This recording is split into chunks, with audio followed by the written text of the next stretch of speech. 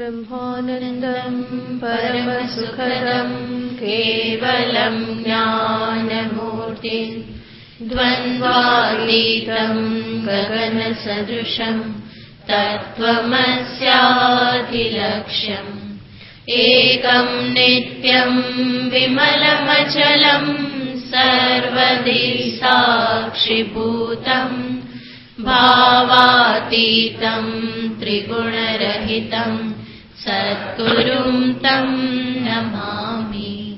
ॐ पार्थाय प्रतिबोधितां भगवता नारायणेन स्वयं व्यासेन ग्रथितां पुराणमुनिना मध्ये महाभारतम् अद्वैतामृतवर्षिणीं भगवतीम् अष्टादशाध्यायिनी अम्ब त्वामनुसन्दधामि भगवद्गीते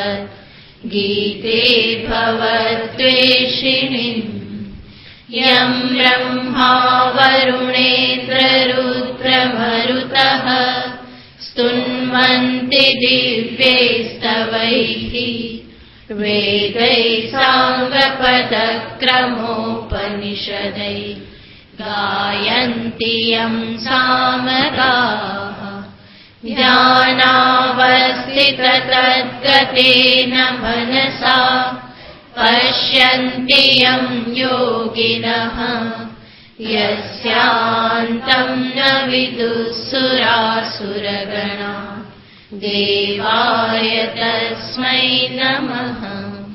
यस्यान्तं न विदुःसुरासुरगणा देवाय तस्मै नमः।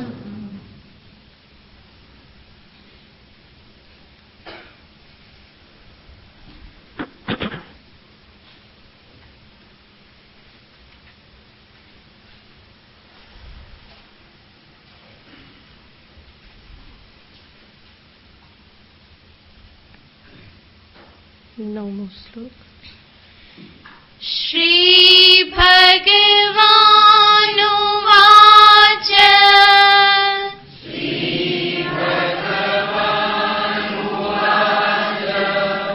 पुण्यो गन्धः पृथिव्याञ्च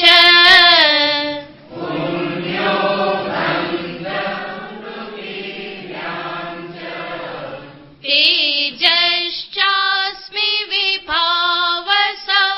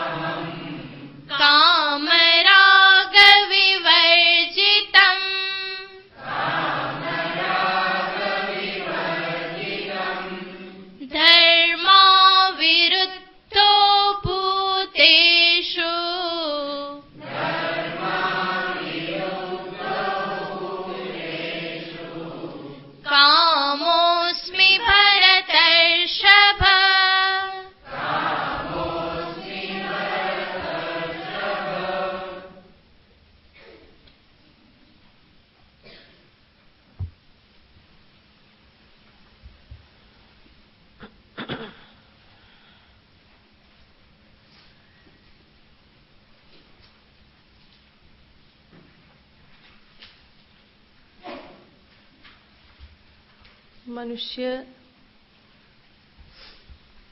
જે સુખ શાંતિને પ્રાપ્ત કરવા માગે છે એની પ્રાપ્તિમાં જો કોઈ અડચણ હોય તો એ છે એની અહંતા, મમતા. હું અને મારું, આ બે વસ્તુના કારણે એ હંમેશા પોતાના ઈચ્છિત એવા સુખ શાંતિથી દૂર થઈ જાય છે. વસ્તુતઃ એ જે શાંતિને ઝંખે છે, જે સુખને ઝંખે છે, એનો મૂળ સ્ત્રોત એ પોતે જ છે. એનો નિધિ એ ખજાના સ્વરૂપે એ જ છે. છતાં પણ અહંકાર, મમકારનું આવરણ એટલું દ્રઢ છે કે પોતાના જ આ સ્વરૂપને જોઈ શકતો નથી. અને એ જ ભૂલના કારણે ફરી સુખ શાંતિને એ પામવા તો ઈચ્છે જ છે અને એની પ્રાપ્તિને અર્થે પછી એ બહાર પ્રયત્ન કરે છે. જ્યારે કોઈ વસ્તુ ક્યાં છે એ મને ખ્યાલ ન હોય તો એની શોધ પણ યોગ્ય માર્ગે થતી નથી. સર્વપ્રથમ હું જે પ્રાપ્ત કરવા ઈચ્છું વસ્તુતઃ એ છે ક્યાં, એનો માર્ગ કયો, પ્રાપ્તિ કઈ રીતે થાય, આ બધી બાબતોને સર્વપ્રથમ સ્પષ્ટ કરવી પડે. પણ મનુષ્ય એટલા પ્રમાદની સાથે જીવે છે, એટલી લાપરવાહી, બેદરકારી સાથે જીવે છે કે સવારથી રાત સુધી દોડે છે, દિવસોના દિવસો સુધી ભાગે છે, વર્ષોના વર્ષો પસાર થઈ જાય છે, જીવનના જીવન ખતમ થઈ ગયા, અને છતાં પણ હજુ સુધી પોતે સ્પષ્ટ થતો નથી કે આ બધું આખરે શેના માટે છે, શા માટે આ બધું થઈ રહેલું છે, શેના માટે હું જીવી રહેલો છું, શેના માટે ભાગી રહેલો છું, શેના માટે મેં આટલા જીવન ખતમ કર્યા, આખરે હાથમાં શું આવ્યું, મારે જોઈએ છે શું. તો આ બધા જે મૂળભૂત પ્રશ્ન જે છે એનો જ યોગ્ય ઉત્તર મનુષ્ય પ્રાપ્ત કરતો નથી. અને જ્યાં સુધી એ ઉત્તર પ્રાપ્ત ન થાય ત્યાં સુધી એની જીવનની દિશા, એના જીવનનું પ્રયોજન પણ સ્પષ્ટ થવાનું નથી. ત્યાં સુધી એનું જીવન કોઈ પણ દિશા વગરની નૌકા જેવું છે, આમ તેમ અફડાયા કરે, પરંતુ એ ક્યારેય પણ કિનારે પહોંચે નહીં. તો આ બધી જે સમસ્યાઓ જે છે એના મૂળમાં આપણે જોયું એ પ્રમાણે પોતાનો જ અહમ અને પોતાનું મમત્વ રહેલું છે. અહમ શબ્દનો અર્થ થાય છે દેહેન્દ્રિયાદિ, પ્રાણ, અંતઃકરણ, આ બધામાં કરેલો અહમ, હું ભાવ, પરિચ્છિન્ન વસ્તુમાં કરેલો અહમ, હું બુદ્ધિ. અને પરિચ્છિન્ન દેહાદિની સાથે જોડાયેલા પદાર્થો, વ્યક્તિઓની સાથે મમત્વ બુદ્ધિ.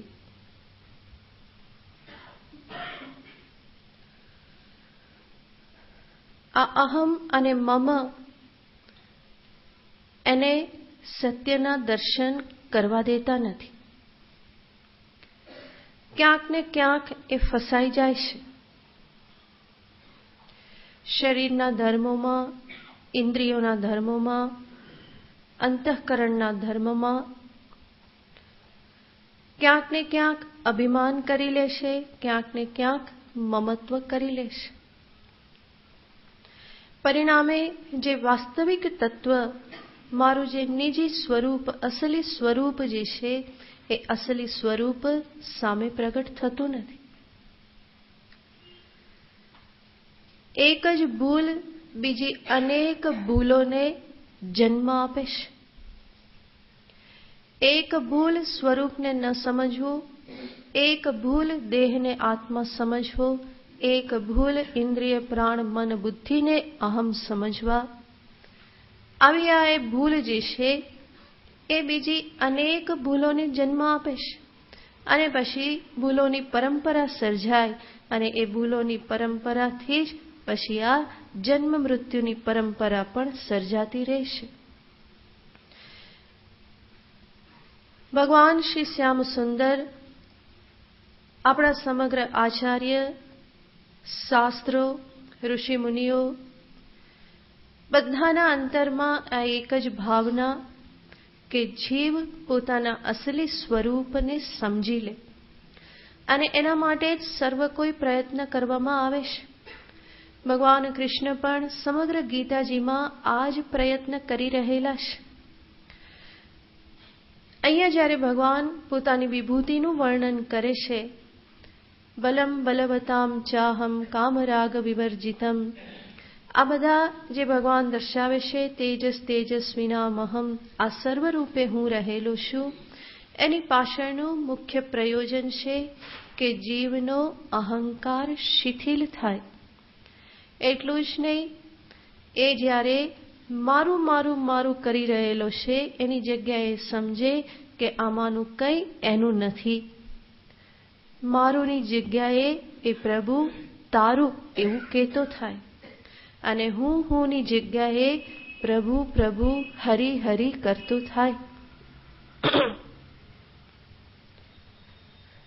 જ્યારે અહંતા અને મમતાના રજ્જુથી મનુષ્ય દ્રઢપણે બંધાયેલો છે, ત્યારે એને સીધે સીધો જ્ઞાનનો ઉપદેશ આપવામાં આવે તો એ જ્ઞાન પણ એ વિપરીત રીતે ગ્રહણ કરશે અને કદાચ એના પતનનું કારણ બની જાય. તો ભગવાન સર્વપ્રથમ ભૂમિકા તૈયાર કરવા માગે છે. જીવના અંતઃકરણની જ્ઞાન માટે ભૂમિકા તૈયાર કરવા માગે છે. અને એ ભૂમિકાને અર્થે જ એના અહમ મમના શિથિલીકરણને અર્થે ભગવાન આ બધો પ્રયત્ન કરે છે. જ્ઞાન જે છે એ બીજું કંઈ જ નથી, એ દ્રષ્ટિ પરિવર્તન છે. જ્ઞાન બીજું કોઈ પરિવર્તન લાવતું નથી. બાહ્ય જગતમાં સ્થૂલ પદાર્થોમાં જ્ઞાન કોઈ પરિવર્તન ન લાવે. જ્ઞાન જે છે એ જ્ઞાપક માત્ર, પ્રમાણ જે છે એ જ્ઞાપક માત્ર છે, નતુ કારકમ. શાસ્ત્રમ તો જ્ઞાપકમેવ નતુ કારકમ, ભગવાન શંકરાચાર્યજીનું વચન છે. પ્રમાણ જે છે એ વસ્તુનું જ્ઞાન કરાવી દે, જેવી છે એવી વસ્તુ બતાવી દે, કોઈ નવી વસ્તુને ઉત્પન્ન કરતું નથી. જેવી રીતે ચક્ષુ જે છે એ મને બતાવી દે કે આ ક્લિપ છે અને એ ગુલાબી કલરની છે, પણ ચક્ષુનો પ્રયોગ કરવાથી ક્લિપમાં કોઈ પરિવર્તન આવતું નથી. એના વજનમાં, આકારમાં, એના રંગમાં કોઈ પરિવર્તન નથી. પરંતુ પરિવર્તન આપણે જો કેવું જ હોય તો જ્ઞાન દ્રષ્ટિથી કહીએ કે પહેલા એ અજ્ઞાત હતી અને પછી કેવી થઈ ગઈ? જ્ઞાત થઈ ગઈ. તો જ્ઞાન વસ્તુમાં કોઈ પરિવર્તન કરતું નથી. એ માત્ર યથા અર્થ તથા, જે પ્રમાણેનો અર્થ છે તે પ્રમાણે એને એ જ્ઞાપયતી. યથાર્થ તથા જ્ઞાપયતી, જે પ્રમાણે અર્થ છે એ પ્રમાણે એનું જ્ઞાન કરાવી દે. તો જ્ઞાન કોઈ નવી વસ્તુ ઉત્પન્ન નથી કરતું. આત્મ સ્વરૂપના સંદર્ભમાં પણ આત્મજ્ઞાન આત્મામાં કોઈ સુધારો નથી કરતું, આત્મામાં કોઈ પરિવર્તન નથી કરતું. કારણ કે આત્મતત્વ એ જ છે કે જેમાં કોઈ સુધારાની આવશ્યકતા નથી, જેમાં કોઈ પરિવર્તનને સ્થાન નથી, જે નિત્ય અપરિવર્તનશીલ તત્વ છે, સિદ્ધ છે, નિત્ય છે, પરંતુ ભાન નથી, અને માટે પ્રમાણ મને એનું ભાન કરાવી દેશે. અને ભાન શા માટે નથી? કારણ કે એ તરફ ધ્યાન આપેલું નથી. તો શાસ્ત્ર જે છે મારું ધ્યાન એ તરફ લઈ જાય છે, મારી દ્રષ્ટિ એ બાજુ લઈ જાય છે. માટે જ આપણે ફરી ફરીને પ્રસિદ્ધ વચન આપણે જોતા હોઈએ છીએ, પરથી ખસ સ્વમાં વસ એટલું બસ. કેટલું સરસ વચન છે. ખબર નથી કોનું છે, કોઈ મુનિએ આપેલું છે, શ્રીમદ રાજચંદ્ર કે કોણ છે. પરથી ખસ સ્વમાં વસ એટલું બસ. તો કરવાનું આટલું જ છે. પરથી ખસ એટલે ફરી પાછા જ્યાં બેઠા છીએ ત્યાંથી ખસીને ક્યાંય બહાર જવાનું નથી કે દૂર જવાનું નથી. પરથી ખસ એનો અર્થ છે તારી દ્રષ્ટિને, મનને, જે કંઈ પણ પર છે એનાથી તું એને હટાવી દે. તો જ્ઞાન એ માત્ર દ્રષ્ટિ પરિવર્તનને અર્થે છે. અનાત્મ પરથી દ્રષ્ટિ હટાવી અને આત્મા પર દ્રષ્ટિ લઈ જવી. પણ અનાત્મ પરથી આત્મ સુધી દ્રષ્ટિને લઈ જવા માટે સર્વપ્રથમ જ્યાં દ્રષ્ટિ બંધાઈ ગયેલી છે ત્યાંથી એને પહેલા મુક્ત કરવી પડે. જેમ ઘણા પ્રયોગ કરે કે નજર બાંધી દીધી છે, એ નજર બંધાઈ ગયેલી છે અને નજર જે બંધાયેલી છે એને છોડાવવા માટે કોઈ ભૂવો જોઈએ ને, એ ભૂવાનું કામ જ ગુરુ કરે, આચાર્ય કરે. એ જ કામ લાગે છે કે આ બધાથી એ નજરને ઢીલી કરે, છોડાવે ત્યાંથી. તો અનાત્મામાં, બાહ્ય પદાર્થોમાં, વિષયોમાં, નામરૂપમાં જે કોતે દ્રષ્ટિ બંધાઈ ગયેલી છે, અટવાઈ ગયેલી છે, દેહમાં દ્રષ્ટિ અટવાઈ ગયેલી છે, પોતાના જ મન, બુદ્ધિ, પ્રાણમાં દ્રષ્ટિ અટવાઈ ગયેલી છે. તો સીધે સીધી તો એને બીજી તરફ લઈ ના જવાય. જેમ ઘણી વખત કોઈ વ્યક્તિ હોય એને આપણે એક બીજે એનું ધ્યાન હોય અને આપણે બીજી બાજુ એનું ધ્યાન લઈ જવું હોય. આપણે એને નામથી બોલાવીએ પણ એને સંભળાય નહીં. બીજું કંઈક આપણે અવાજ કરીએ તોય સંભળાય નહીં. એ જે જોતો હોય ત્યાં જ જોયા કરે. પછી આપણે શું કરવું પડે? ઊભા થઈને એની પાસે જવું પડે. પાસે જઈ અને જરા ખભો દબાવવો પડે. પછી એ થોડું એમાંથી જાગૃત થાય અને આપણી સામું જોવે ત્યારે કહેવાય કે જો આમ જો જરા, ત્યારે પછી એ બાજુ જોવે. તો પહેલા જે દ્રઢતા થઈ ગઈ છે ત્યાંથી જરા શિથિલતા કરવી પડે. નહીં તો એ સામાન્ય પ્રયત્નથી ત્યાંથી દ્રષ્ટિ હટવાની નથી. થોડું થપથપાવવું પડે, ટપલીઓ મારવી પડે, તો ત્યાંથી નજર જે બંધાઈ ગયેલી છે ત્યાંથી મુક્ત થાય અને ત્યાંથી મુક્ત થયેલી નજરને પછી જ્યાં આપણે એને લઈ જવી હોય ત્યાં લઈ જઈ શકાય. આચાર્યો આ જ કાર્ય કરે છે. ભગવાન પણ અહીંયા એવા જ પ્રયોજનથી આ વિભૂતિઓનું વર્ણન કરી રહેલા છે.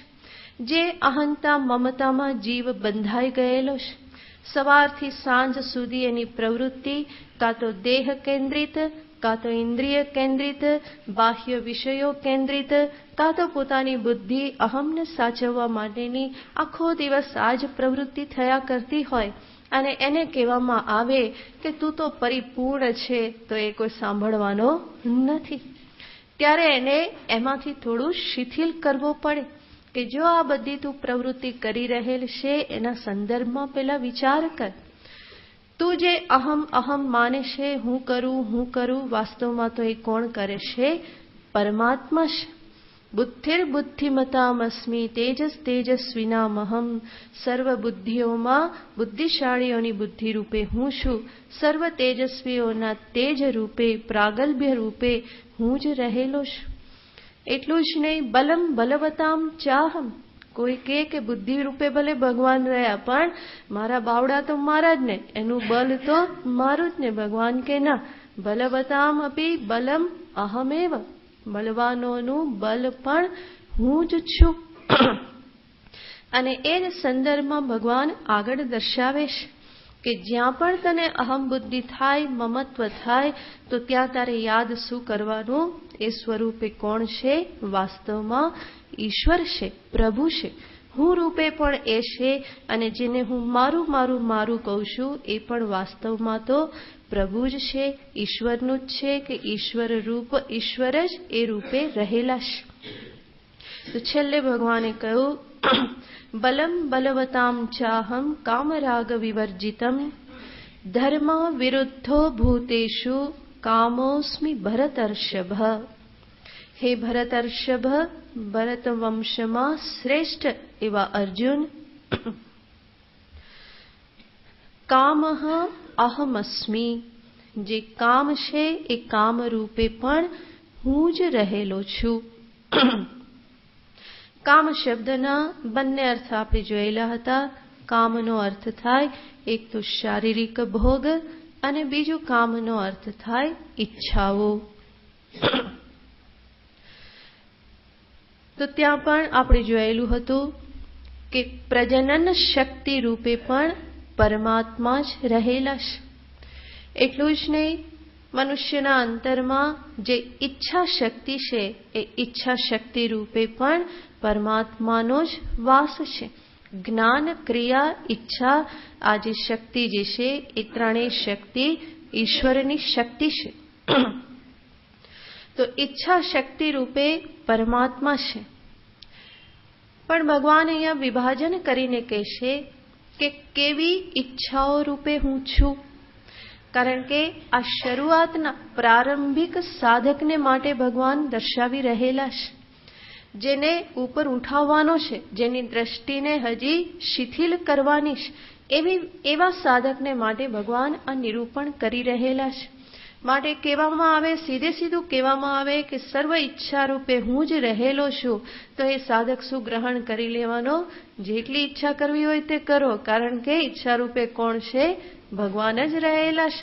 માટે ઈચ્છા કરવામાં કોઈ વાંધો નહીં. તો એવું ગ્રહણ ના કરી લે. માટે ભગવાન કહેશે કે હું કામ ઈચ્છા રૂપે રહેલો છું, પરંતુ કેવી ઈચ્છા રૂપે? ધર્મ અવિરુદ્ધ, જે ધર્મથી વિરુદ્ધ નથી,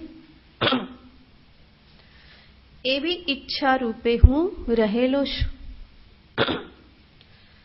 જેના પરિણામે સાધક પ્રયત્ન કરે ધર્માનુકૂળ ઈચ્છા કરવાનો.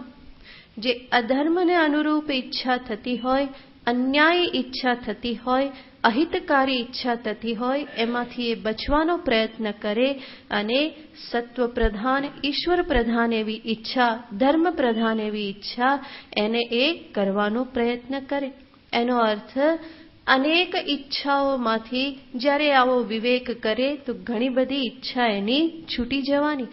જેટલી પણ એને લાગે કે આ ધર્મથી વિરુદ્ધ છે, એટલી ઈચ્છાઓને એ છોડવા માટે પ્રયત્ન કરવાનો. તો ધર્મ અવિરુદ્ધ ઈચ્છા, શાસ્ત્રીય ઈચ્છા, જેના માટે શાસ્ત્ર અનુમોદન આપે છે. અને જે ઈચ્છાની પૂર્તિ કરવાને માટે મારે અધર્મનો આશ્રય ન લેવો પડે, અન્યાયનો આશ્રય ન લેવો પડે, બીજાના અંતરમાં મારે દુઃખની સૃષ્ટિ ન કરવી પડે, બીજાના અધિકારનું મારે જૂટવી ના લેવું પડે, એવા પ્રકારની ઈચ્છા ભગવાન કહેશે તદરૂપે હું રહેલો છું. એવી ઈચ્છાનો અર્થ છે ધર્મમય અથવા તો ધાર્મિક ઈચ્છા. અને અહીંયા પણ તાત્પર્ય પ્રયોજન છે. ભગવાન કહેશે ધર્મથી અવિરુદ્ધ ઈચ્છા, એનો અર્થ ધર્મ સંબંધીની ઈચ્છા રૂપે હું રહેલો છું. અને જ્યાં ધર્મ સંબંધી ઈચ્છા હોય ત્યાં ધર્મની સાથે સાથે અવિનાભાવ રૂપે સંયમ આવી જ જતો હોય છે. ધર્મ અને સંયમ આ બંને હંમેશા સાથે સાથે ચાલનારી વસ્તુ છે. કોઈ પણ ધર્મનું તમે પાલન કરો ત્યાં કોઈક ને કોઈક સંયમ સંકળાયેલો હોય છે.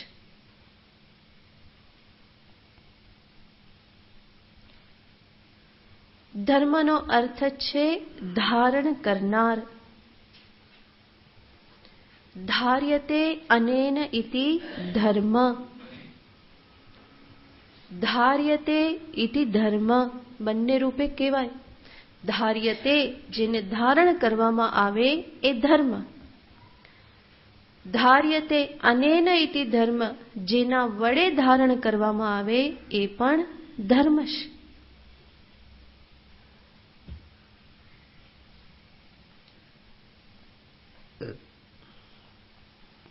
અને જે પણ ધર્મ વિચાર કરીએ તો ત્યાં શરીરના સ્તર પર, મનના સ્તર પર, ઇન્દ્રિયોના સ્તર પર કોઈને કોઈ પ્રકારનો સંયમ, તપ કે કષ્ટ સહન કરવાનું રહેલું હોય છે. માટે જ ધર્મનું પાલન દરેક વ્યક્તિને કઠિન લાગે છે. અધર્મ પાલનમાં કોઈ એને તકલીફ થતી નથી, કારણ કે ત્યાં ઇન્દ્રિયોની, મનની ઉચ્છૃંખલ જે પ્રવૃત્તિ છે એને રોકવી પડતી નથી. પણ જ્યારે ધર્મ પાલનની વાત આવે તો ત્યાં કોઈને કોઈ કષ્ટ તો રહેલું હોય જ.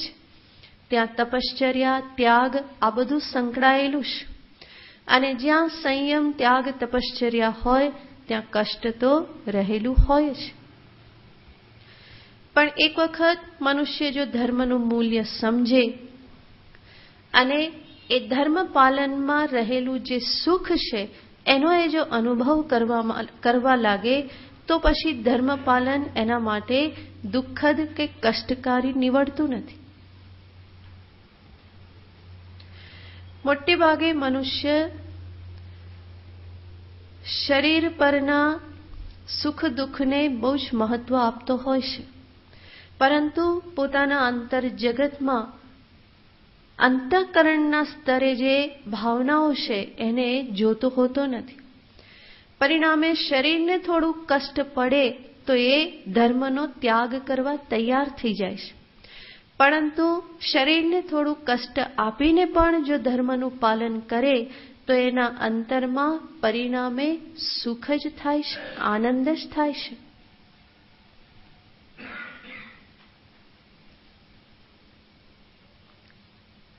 ઘણા બધાના જીવનમાં આ અનુભવ હોય જ. વ્યક્તિ જ્યારે પહેલી વખત ઉપવાસ કરે ને ત્યારે જોવાનું હોય, એક તો પહેલી વાર ઉપવાસ કરવાનો નિર્ણય કરવામાં પણ કેટલી બધી વાર લાગી ગઈ હોય. કેમ? કારણ કે અંદરથી ડર છે, ભૂખ્યા નહીં રહેવાય તો, ભૂખ્યા નહીં રહેવાય તો, શરીરને કષ્ટ પડશે તો આ ડરના કારણે ઉપવાસ કરવાનો નિર્ણય કરવામાં પણ બહુ દિવસો નીકળી જાય છે.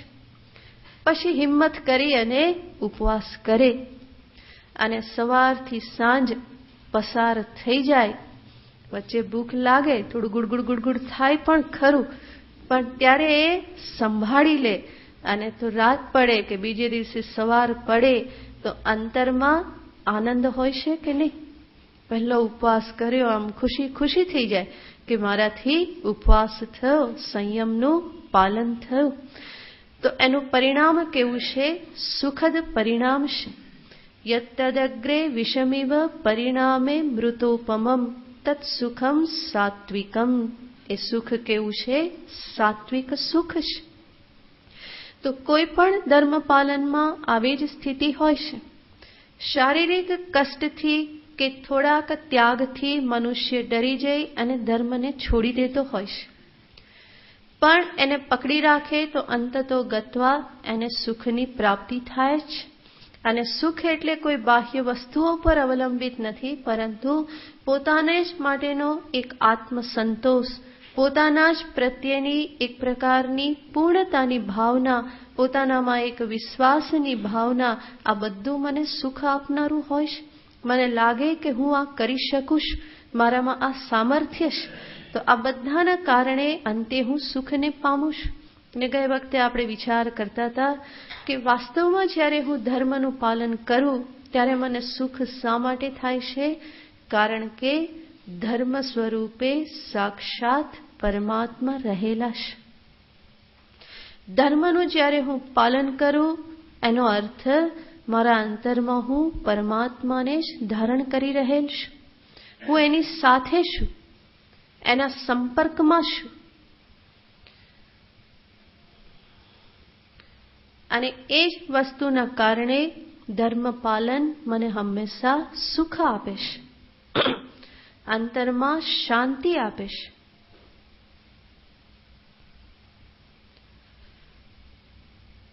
કોઈને જરૂર હોય અને ત્યારે મેં મદદ કરી તો એ વસ્તુ મને સુખ આપે છે.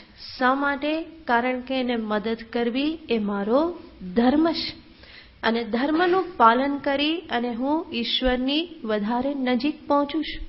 ધર્મ પાલનથી હું ઈશ્વરના સ્પર્શને પામું છું. મારા અંતરમાં હું એ ધર્માવતાર રૂપે પ્રભુને હું ધારણ કરું છું. તો ધર્મ એ પરમાત્માનું સ્વરૂપ છે. એટલા માટે જ રામજી માટે શબ્દ વપરાય છે, સાક્ષાત વિગ્રહવાન ધર્મ. રામો વિગ્રહવાન ધર્મ. રામ કોણ છે? એ સાક્ષાત ધર્મનો વિગ્રહ છે. રામજીનું જીવન એવું છે કે હંમેશા ધર્મનું પાલન કર્યું છે. તો ધર્મ સ્વરૂપે પરમાત્મા છે. માટે જ્યારે હું ધર્મ માર્ગે ચાલું તો એ જ પરમાત્માની સન્નિધિમાં હોવાના કારણે હું સુખ અને શાંતિ પામું છું. અને આ પરમાત્માની સન્નિધિથી કે પરમાત્માના એ પ્રમાણેના સ્પર્શથી જ્યારે હું સુખ શાંતિનો અનુભવ કરું અને એનો મને રસ આવવા લાગે તો પછી સ્વાભાવિક જ ધર્મ પાલન પણ થતું રહે. જે શરૂઆતમાં કષ્ટપૂર્ણ લાગતું હતું એ પછી કેવું થઈ જાય છે? સરળ થઈ જાય છે.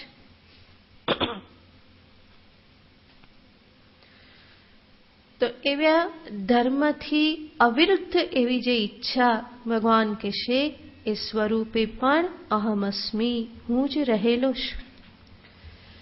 આટલું નિરૂપણ કર્યા પછી ભગવાનને થયું હશે કે હવે કેટલા નામ લઉં, કેટલા સ્થાન બતાવું. અને એટલા માટે એક સાથે ભગવાન કહેશે કે આ જગતમાં જે કંઈ પણ છે એ બધું મારા થકી જ છે. આગળનો શ્લોક. ये चैव सात्विका भावा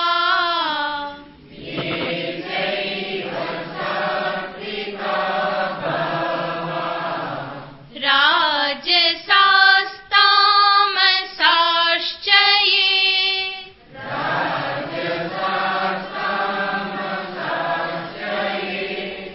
मत्त एवेति तान् विद्धि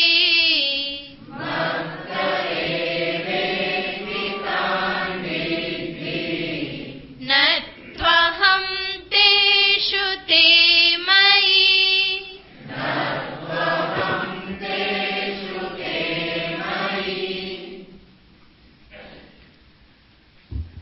ये चैव सात्विकाः राजसाः तामसाश्च ભાવાહ. ભગવાન કહેશે વધારે શું કહું, આ જગતમાં જે કંઈ પણ સાત્વિક, રાજસિક કે તામસિક ભાવ, ભાવ એટલે પદાર્થો, જે કંઈ પણ આ ત્રિગુણાત્મક પદાર્થ છે, મત્તઃ એવ ઇતિ તાન વિદ્ધિ, એ બધા જ તાન, તે બધા જ મત્તઃ એવ, મારા થકી જ છે, મારામાંથી જ આવેલા છે. ઇતિ વિદ્ધિ, એ પ્રમાણે તું જાણ. તો સમગ્ર જગત કે જે સમગ્ર જગત ત્રિગુણાત્મક છે. વિચાર કરો, કોઈ પણ પદાર્થ આ સત્વ, રજસ કે તમસ યુક્ત છે. કારણ કે જગત કે જે માયા જેનું કારણ છે એ માયા પણ ત્રિગુણાત્મિકા છે. તો જે ત્રિગુણાત્મિકા માયામાંથી આવેલું છે એવું જગત પણ ત્રિગુણાત્મક છે. તો દરેક પદાર્થ સત્વ, રજસ અને તમસથી યુક્ત છે. દરેકમાં 3 ગુણો રહેલા છે.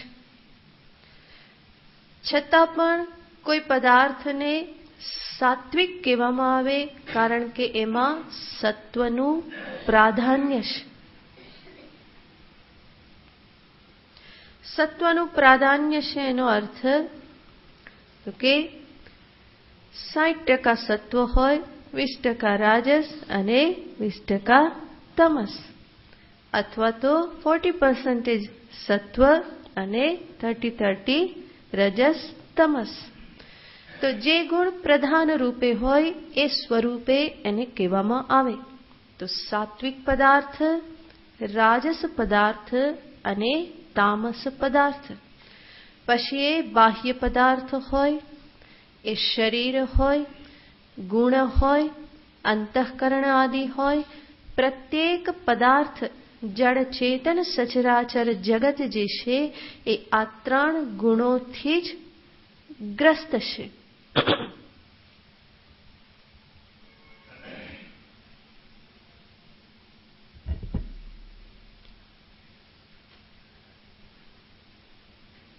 તો આ 3 ગુણોથી યુક્ત એવું આ જગત ભગવાન કહેશે મત્તઃ એવ, મારાથી જ આવેલું છે.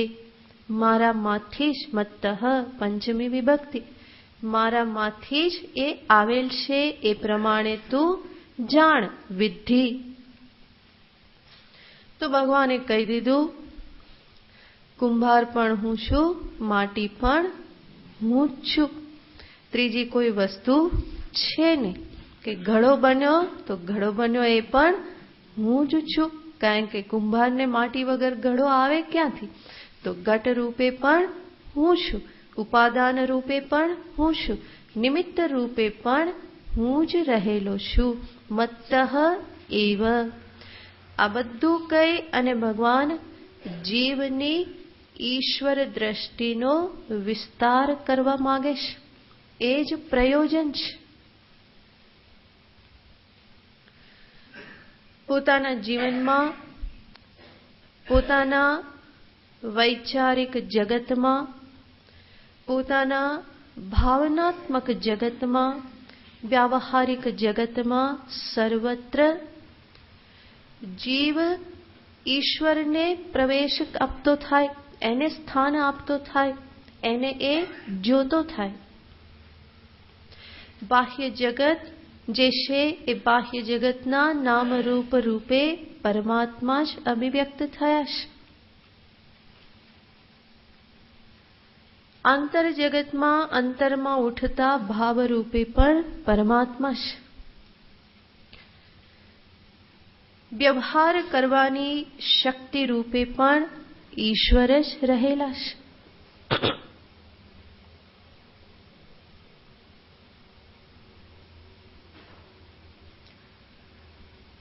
સંક્ષેપમાં કહીએ તો બ્રહ્માંડનો કણે કણ ઈશ્વર રૂપ જ છે.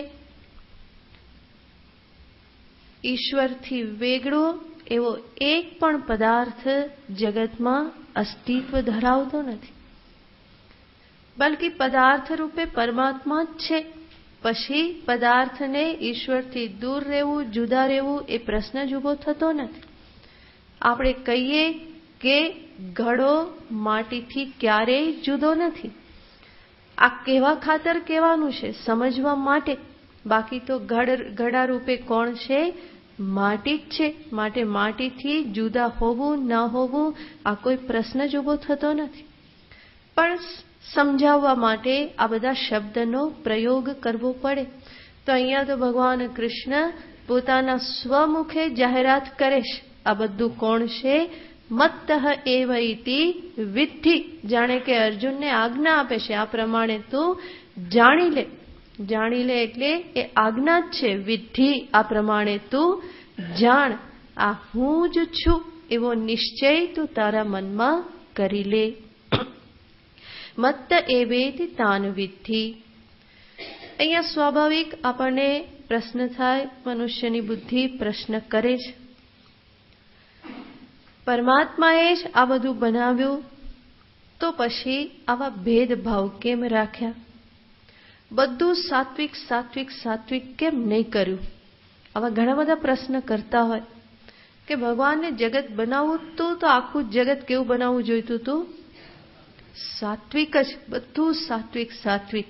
એટલા માટે ઘણા સાધના કરતા હોય ને તો એને પણ આવી જ ભ્રમણા હોય કે એક દિવસ મારી સાધના પૂરી થશે ને પછી આખું જગત કેવું થઈ જશે?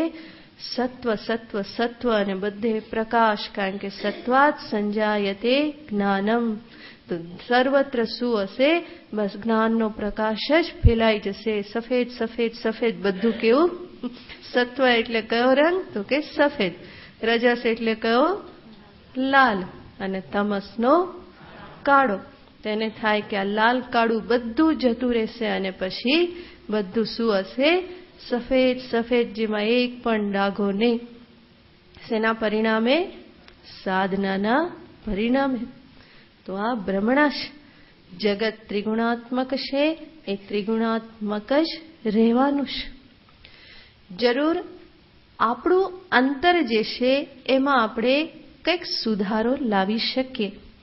એમાં તમસ અને રજસને સાધનાના પરિપાકે આપણે ક્ષીણ કરી શકીએ કેટલેક અંશે, અને સત્વને એમાં પ્રધાનપણે આપણે લાવી શકીએ. પરંતુ બાહ્ય જગતને આપણે કંઈ કરી શકવાના નથી. એ તો લાલ કાળું ને સફેદ રહેવાનું જ છે. એને આપણે દૂધે ધોયેલું ક્યારેય કરી શકવાના નહીં. તો પ્રશ્ન મુખ્ય એ હતો કે ઈશ્વરે જો જગત બનાવ્યું તો પછી એમણે બધું સાત્વિક જ કેમ નહીં બનાવ્યું? તો એનો એક તો એ ઉત્તર છે, શાસ્ત્ર દર્શાવે છે કે પરમાત્મા આ સૃષ્ટિ કરે ત્યારે એ સ્વચ્છંદપણે પોતાની ઈચ્છા મુજબ જ માત્ર કરતા નથી, પરંતુ સર્વ પ્રાણીઓના કર્મને સામે રાખીને સૃષ્ટિ કરે છે.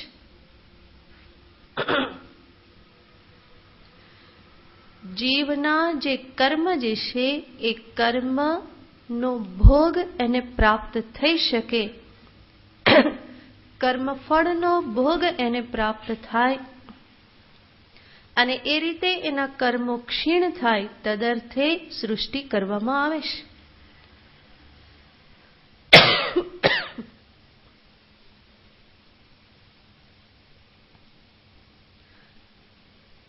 અને જીવના કર્મો કેવા છે? જુદા જુદા છે, ભિન્ન ભિન્ન છે. અને માટે જગતને પણ ભિન્ન ભિન્ન, જુદું જુદું, અનેક વૈવિધ્યથી યુક્ત એવું બનાવવું પડે છે.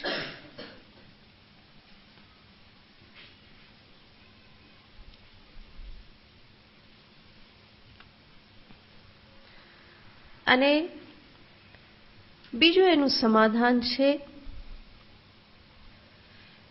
જો જગત સાત્વિક સાત્વિક સાત્વિક જ એવું હોત તો સાત્વિક રૂપે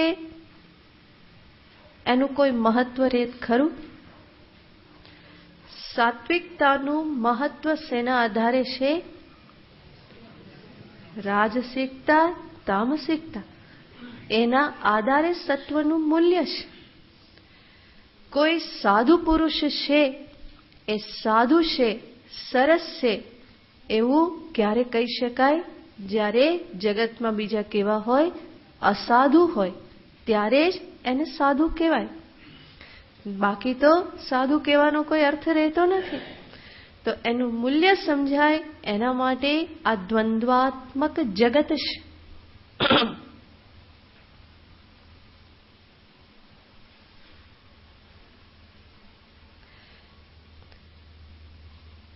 ઘણા બધા કે આ ભગવાન ભક્તોને આટલી પીડા કેમ આપે છે? શા માટે ભક્તની ઈચ્છા કે ભક્તના બધા કામ તરત નથી કરી દેતા? આટલું બધું કષ્ટ કેમ આપે છે? એટલા માટે જ કે જેથી કરીને ભક્તનો મહિમા વધે, ભક્તિની મહિમા વધે. તમે જ વિચાર કરો, મીરાબાઈના જીવનમાં કોઈ કષ્ટ ના આવ્યું હોત તો આજે મીરાબાઈને કોઈ યાદ કરે? પણ શા માટે બધા યાદ કરે છે? કારણ કે એ કષ્ટ આવ્યા એના આધારે જ એ ભક્તનો મહિમા ગવાયો અને આજ સુધી મીરાબાઈ દરેકના અંતરમાં જીવિત છે. તો એના મહિમાને અર્થે જો એ બધું ન હોય તો આ મહિમા વધે નહીં. તો માત્ર એક સરખું જ જગત હોય તો આ જે સાત્વિકતા જે છે એની કોઈ મહિમા રહે નહીં. એટલું જ નહીં, કદાચ એવું થાય ને તો મનુષ્ય એને પણ પસંદ ના કરે. એક સરખું બનાવ્યું હોત તો એ મોઢું બગાડત કે આ શું એક સરખું, કઈ મજા આવતી નથી, હવે કેવું જોઈએ, જુદું જુદું કંઈક તો ચેન્જ જોઈએ ને. ભગવાને આવું કેમ બનાવ્યું? તો જે કર્યું તે મનુષ્યને એની બુદ્ધિને કોઈ પહોંચી વળવાનું નહીં. કારણ કે ભગવાન જાણે છે જેવું બનાવીશું એમાં કંઈક ને કંઈક દોષ તો કાઢવાનો જ છે. દોષ કાઢનારા તો ઘણા બધા કાઢે. ચંદ્રમાં કેમ કલંક રાખી દીધું? હવે ત્યાંથી શરૂઆત કરે. ચંદ્રને આટલો સરસ બનાવ્યો તો પછી કલંક કેમ રાખી દીધું? ગુલાબને કાંટાની વચ્ચે કેમ રાખ્યા? ત્યાંથી શરૂઆત થાય. તો આવા તો ઘણા બધા દોષ મનુષ્યની બુદ્ધિ જોતા રહેવાની છે, એનો કોઈ અંત નથી.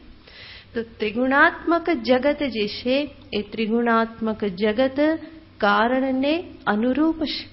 પ્રાણીઓના કર્મ ભોગને ક્ષીણ કરવાને અર્થે એ બધા ભોગ એને પ્રાપ્ત થાય, એના પાપ કર્મ પુણ્ય કર્મ આ બધું ક્ષીણ થાય એટલા માટે થઈ અને વિવિધ જગત છે. કર્મ વિવિધ છે માટે જગતને પણ વૈવિધ્યથી ભરપૂર બનાવવામાં આવ્યું છે. ફરી આપણને પ્રશ્ન થાય, ભગવાને આ જગત બનાવ્યું તો પછી ભગવાનને જગતમાં આસક્તિ નહીં થઈ જાય? કારણ કે દરેકને પોતાનું સર્જન કેવું લાગે છે? બહુ વહાલું જ લાગે છે. કંઈ આવડતું ના હોય પણ એક કાગળ ઉપર એક ફૂલ દોર્યું તો 50 ને બતાવે. કેમ? આ મારું દોરેલું છે. એને કહેવામાં આવે કે ચલો ત્યાં ચિત્રનું પ્રદર્શન છે, જોવા જઈએ, તો કે ના. કેમ? કોઈ સંબંધ નહીં ને. પણ મારું એક ફૂલડું હું બધાને બતાવું, જો આટલું દોર્યું, આટલું દોર્યું. શા માટે? એ મારું સર્જન છે, મેં સર્જન કરેલું છે. તો મનુષ્યને તરત જ આસક્તિ થઈ જાય છે કે આ કોનું છે? મારું. મેં કહ્યું ને આ મારું, હું, એમાંથી એ છૂટતો જ નથી. અંદરથી એ ભણકાર ચાલુ જ રહે, કોઈક ને કોઈક રીતે. થોડીક વાર થાય અને અંદરથી આ હું ફરી પાછું એ મટ્યું તો કે મારું, મેં કર્યું, મારું સર્જન. તો જીવને તરત જ આસક્તિ થઈ જાય છે, આ મારું સર્જન, આ મેં બનાવ્યું. એક ઘર બનાવે તો પણ શું થઈ જાય? દિવસમાં 10 વખત બહાર ઉભો રહીને આમ જુએ, નવું હોય ત્યારે કે આમ કેવું લાગે છે, એમ ક્યાં સુધી મેળી ગઈ. એક મેં બનાવ્યું. વાસ્તવમાં એને બનાવ્યું કંઈ ના હોય, ખાલી રૂપિયા જ ખર્ચ્યા હોય. આર્કિટેક્ટ કોઈક બીજો હોય, રેતી કોઈક બીજું લાવ્યું હોય, ઈંટ કોઈક લાવ્યું હોય, મૂકી હોય, એને પ્લાસ્ટર બીજાએ કર્યા હોય, રંગરોગાન કોઈક બીજાએ કર્યું હોય. પણ જ્યારે બતાવે ત્યારે શું કે મેં આવડું ઘર બનાવ્યું. વસ્તુતઃ કંઈ નથી, પૈસા ખર્ચ કર્યા છે. પણ એ પૈસા ખર્ચ્યા છે એના કારણે પણ શું થઈ જાય છે? આ મારું, આસક્તિ. તો જીવને જ પ્રશ્ન થાય કે મારી તો બુદ્ધિ આટલા મારા સર્જનમાં ક્યાંક અટવાઈ જાય છે. કંઈક કર્યું અને તરત જ એની સાથે લપેટાઈ જાય છે. તરત જ ત્યાં અહમ બુદ્ધિ, મમત્વ બુદ્ધિ, એક પ્રકારનું તાદાત્મ્ય ત્યાં તરત જ થઈ જાય છે. તો જેવી રીતે હું મારા સર્જનમાં અટવાઈ જઉં છું, એક નાના અમથા સર્જનમાં, એક ફૂલ દોર્યું કે પછી ભાઈઓએ એક દિવસ કપડાં ધોયા તો એને શું થઈ જાય? આ કેવડું મોટું કામ કર્યું. કે એક દિવસ ખીચડી પકાવી તો પણ લાગે કે આ ખીચડી, મેં કહ્યું તો ને, પોતાની પકાવેલી ખીચડી દાજેલી હોય ને તોય બહુ મીઠી લાગે. અને બીજો કેટલી બધી મહેનત કરીને બનાવે તો એમાં કોઈને કોઈ દોષ કાઢે. પણ પોતાની જો દાજી ગઈ હોય, બળી ગયેલી પણ કેવી લાગે કે મીઠી લાગે. અને પાછા એ લોજિક પણ આપે કે આ જો બળી ગયેલી છે ને સવારે ઠંડી તો બહુ સરસ લાગે કે કેમ? કારણ કે પોતે બનાવેલી છે ને, તો એ બહુ સારું લાગે. પોતાની મહેનત છે, આ મારું સર્જન છે. તો જીવને થાય કે ભગવાને આટલું મોટું બ્રહ્માંડ બનાવ્યું, તો એમને કોઈ આસક્તિ નહીં થતી હોય? આપણે તો કંઈક બનાવ્યું તો એના કેટલા બધા રક્ષક બની રહીએ, અને જગતને તો બધા કેટલું ગમરોડે છે, આમથી તેમ, આમથી તેમ, આમથી તેમ. તો એનો બનાવનાર જે ઈશ્વર, એને આસક્તિ ના થઈ જાય? સ્વાભાવિક પ્રશ્ન થાય ને. તો ભગવાન એનો ઉત્તર આપે છે. સીધો સાધો ઉત્તર તો એ જ કે ભગવાન કે એ જ તારામાં મારામાં ફેર છે. બસ આ જ એનો ઉત્તર છે. તું એમાં અટવાઈ જાય છે ને હું અટવાતો નથી. આ જ ફેર છે તારામાં ને મારામાં. પણ ભગવાન અહીંયા થોડી વધારે પોલાઇટલી, સારી રીતે કહેશે કે જેથી કરીને મને કષ્ટ ના થાય. શા માટે આસક્તિ ભગવાનને ન થાય? તો ભગવાન કહેશે નત્વહમ તેષુ તે મયી, નતુ અહમ તેષુ તે મયી. હું તે બધા પદાર્થોને વશ નથી, હું તેઓમાં નથી. એનો અર્થ ભગવાન શંકરાચાર્યજી કહેશે અહમ ન તદ્વશઃ તદધીનઃ. હું એને વશ નથી, એને અધીન નથી. જ્યારે આ દરેક સાત્વિક, રાજસિક, તામસિક સર્વ ભાવ પદાર્થ છે એ મયી, મને વશ છે, મને અધીન છે.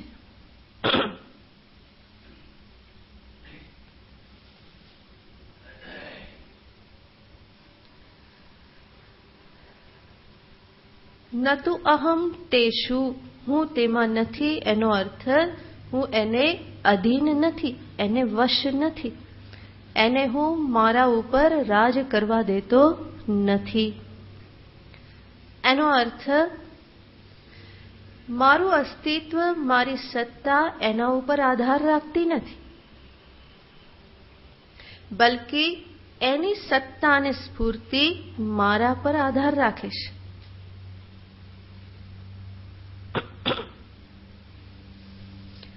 આપણને એ વસ્તુમાં આસક્તિ થાય છે કે જ્યાં આપણે એને આશ્રિત થઈ જઈએ છીએ.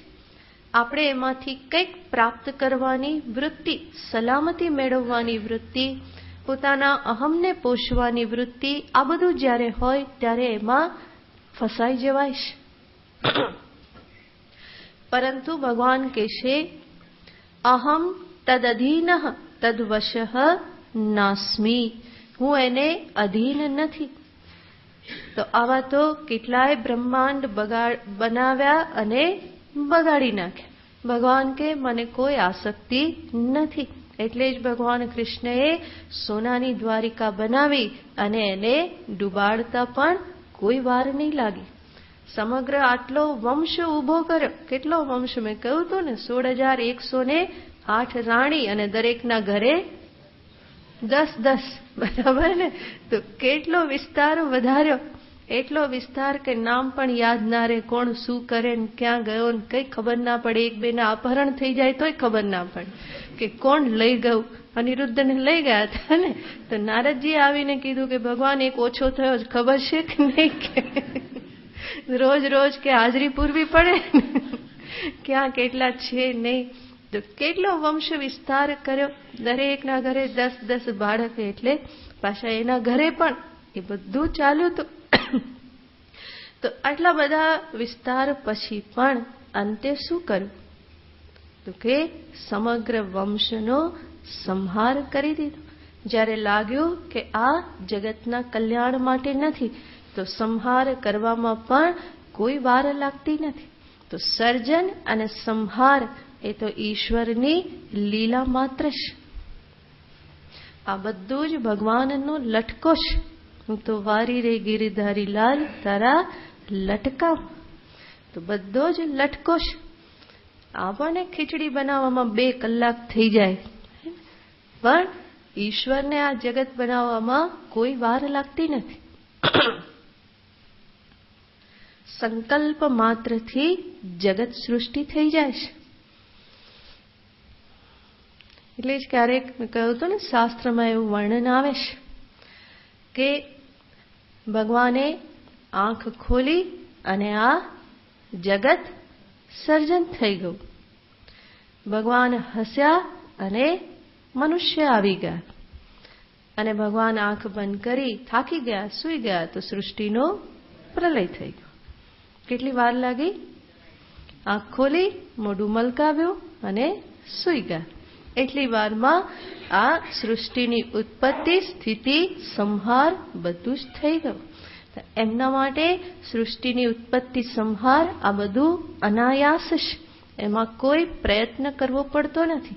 જેવી રીતે મારા માટે શ્વાસોશ્વાસની પ્રક્રિયા કેવી છે? અનાયાસ છે.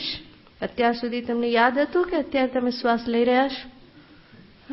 કઈ યાદ નહોતું, એ ચાલ્યા જ કરતું હતું. કેવી રીતે? અનાયાસ. એમાં કોઈ આયાસ રહેલો નથી. એવી રીતે ઈશ્વર પણ આ સૃષ્ટિ અનાયાસ કરે છે. અને અનાયાસ થાય છે એ પણ એક અનાસક્તિનું કારણ છે. જેની પાછળ બહુ મહેનત રેડી હોય ને, ત્યાં આસક્તિ વધારે હોય, પણ જે સરળતાથી થતું હોય ત્યાં એટલી આસક્તિ ના હોય. તો ઈશ્વરનું જે આ સર્જન છે એ અનાયાસ સર્જન છે. અને આવા અનેક બ્રહ્માંડ ઉત્પન્ન કર્યા અને સંહાર કર્યો છે.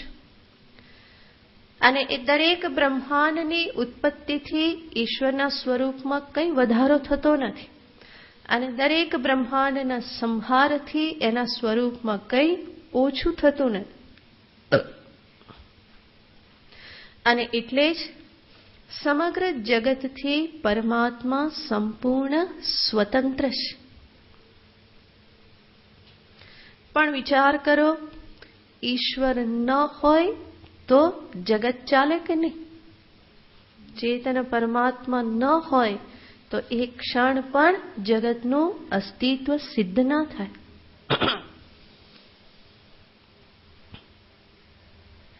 ચેતન પરમાત્મા ઈશ્વર ન હોય તો આ પૃથ્વી સ્થિર રહે નહીં, એ ના હોય તો વાયુ વહે નહીં, એ ના હોય તો સૂર્યોદય સૂર્યાસ્ત થાય નહીં, એ ના હોય તો જલ પણ વહે નહીં, અગ્નિ પણ પ્રગટે નહીં. તો ચેતન ઈશ્વર વગર, પરમાત્મા વગર જગતનો કોઈ વ્યવહાર, કોઈ ક્રિયા સંભવ નથી, એનું અસ્તિત્વ સંભવ નથી. પણ સમગ્ર જગત ન હોય તો પણ ઈશ્વર હોય કે નહીં? એ તો હોય જ.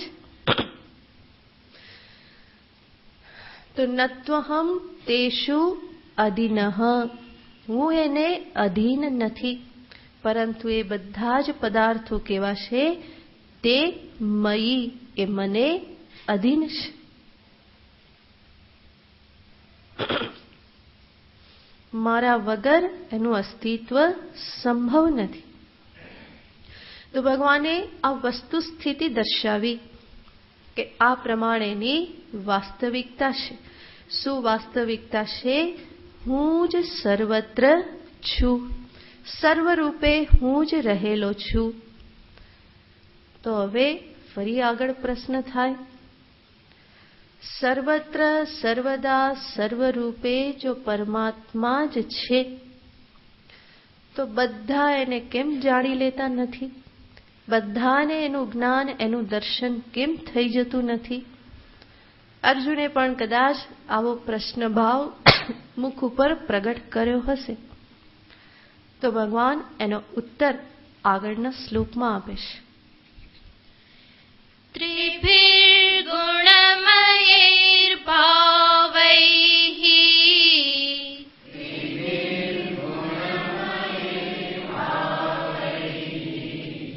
એભિઃ સર્વમિદં જગત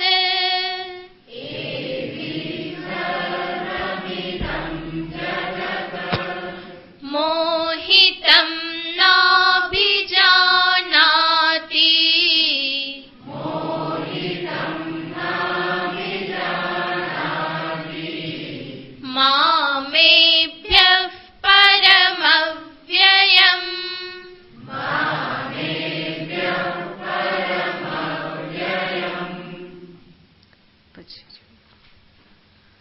આ શ્લોક અને આના પછીનો શ્લોક બંને બહુ જ મહત્વના શ્લોક છે. એના પછીના શ્લોકમાં પણ માયાની વાત આવે છે કે જેના સંદર્ભમાં થોડો વિશેષ વિચાર કરવો જરૂરી છે. તો મને ત્યાં સુધી બધા હાજર રહેજો, જેથી કરીને એ સિદ્ધાંત ખ્યાલ આવી જાય. ઓમ પૂર્ણમદઃ પૂર્ણમિદં પૂર્ણાત પૂર્ણમુદચ્યતે પૂર્ણસ્ય પૂર્ણમાદાય પૂર્ણમેવાવશિષ્યતે.